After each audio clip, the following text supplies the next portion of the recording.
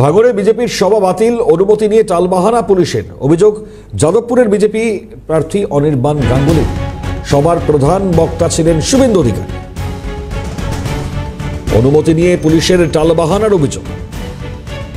ইতিমধ্যেই যে অভিযোগ সামনে আসছে, যাদবপুরের বিজেপি প্রার্থী অনির্বাণ গাঙ্গুলি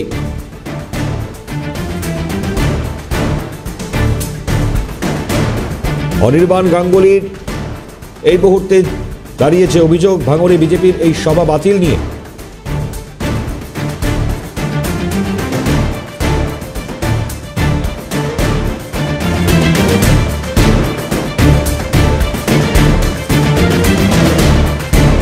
অনির্বাণ গাঙ্গুলি তার কি মন্তব্য শোনাব। দেখিয়ে অনুমতি দেয়নি, এআরও দেননি।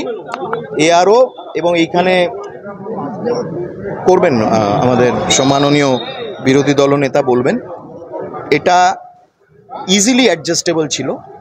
এখানে কোনো বিষয় ছিল না, কোনো সমস্যা ছিল না, সেটা পরিষ্কারভাবে করা যেত।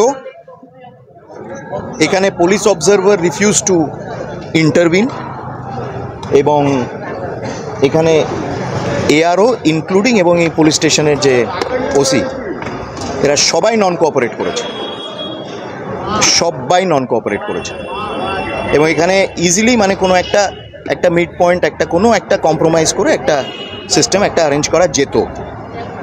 আপনাদের দলীয় স্টার প্রচারক, স্টার ক্যাম্পেনারের 24 ঘন্টা দলীয় গাফিলতি কি?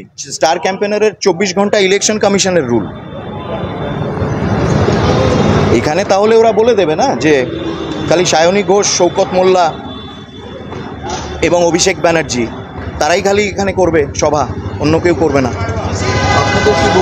চলুন আসুক, আসুক বিরোধী দলনেতা আসুক। বড় অভিযোগ তুললেন অনির্বাণ গাঙ্গুলি। খুব স্বাভাবিকভাবে আমরা আমাদের সঙ্গে টেলিফোন লাইনে রয়েছেন আমাদের প্রতিনিধি তমাল। অভিযোগ খুব গুরুতর। সেক্ষেত্রে দাঁড়িয়ে পুলিশ অনুমতি নিয়ে টালবাহানা করছে।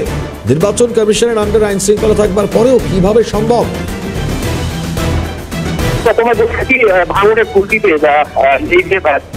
বিকেল 3টের সময় জনসভা হওয়ার কথা ছিল বিজেপি এবং বিজেপি যাদবপুরে যিনি প্রার্থী রয়েছেন অনির্বাণ গাঙ্গুলির সমর্থনে প্রধান বক্তা ছিলেন শুভেন্দু অধিকারী এবং সভা বাতিল হয়ে যায়। অনির্বাণ গাঙ্গুলি ধরে যেটা অভিযোগ করছে যে পুলিশ তাদের পারমিশন দেয়নি। তোমায় বলে গেছি যে পুলিশি প্রি প্রাইমারি স্কুলের মাঠে যেখানটায় পুরোপুরি মঞ্চ বাঁধা হয়ে গেছিল, সমর্থন চলেছিল, কিন্তু শুভেন্দু অধিকারী যে প্রেস কনফারেন্স করে অভিযোগটা করছেন যে সকাল 11টার সময় পুলিশের পক্ষ থেকে তাদের জানানো হয় যে যে জায়গায় বিজেপির সভা মঞ্চ বাঁধা হয়েছে তার থেকে 100 মিটারের মধ্যেই তৃণমূলের সভা রয়েছে।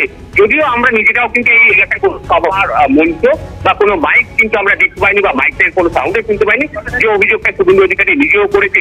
এবং যে জায়গা থেকে তিনি অভিযোগ করছেন যে শুধুমাত্র বিরোধীদের ক্ষেত্রে এই ধরনের ব্যবস্থা গ্রহণ করছে পুলিশ, যে জায়গা থেকে নির্বাচন কমিশনের অভিযোগ জানানোর কথাও তিনি বলেন। কিন্তু পাশাপাশি তিনি বলেন যে এর আগেও দেখেছি নির্বাচন কমিশন অনেক ধরনের ব্যবস্থা নিয়েছে, অভিজিৎ গঙ্গোপাধ্যায়ের বিরুদ্ধে ব্যবস্থা নিয়েছে, কিন্তু সব ক্ষেত্রে সমানভাবে ব্যবস্থা নেওয়া হচ্ছে না।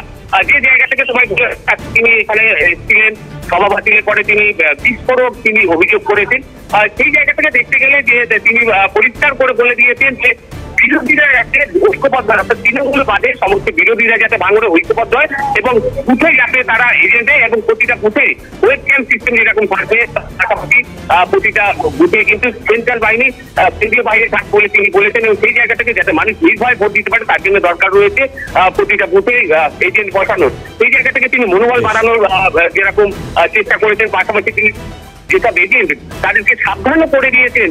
তিনি যেটা বলেছেন রাতের বেলায় যাতে তারা অন্য কোথাও থাকেন, অর্থাৎ ভোটের দিন রাতে এবং ভোটের দিন সকালে যাতে আসে, নাহলে পুলিশ বাড়ি থেকে তুলে নিয়ে গিয়ে ভোটের দিন পর্যন্ত বসিয়ে রাখতে পারে। সেই জায়গা থেকে তার দলীয় কর্মীদের যেটা বার্তা দেওয়ার চেষ্টা করেছে।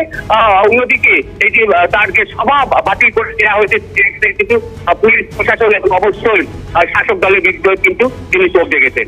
মনিময়, ধন্যবাদ তমাল সরকার ছিলেন আমাদের প্রতিনিধি টেলিফোন।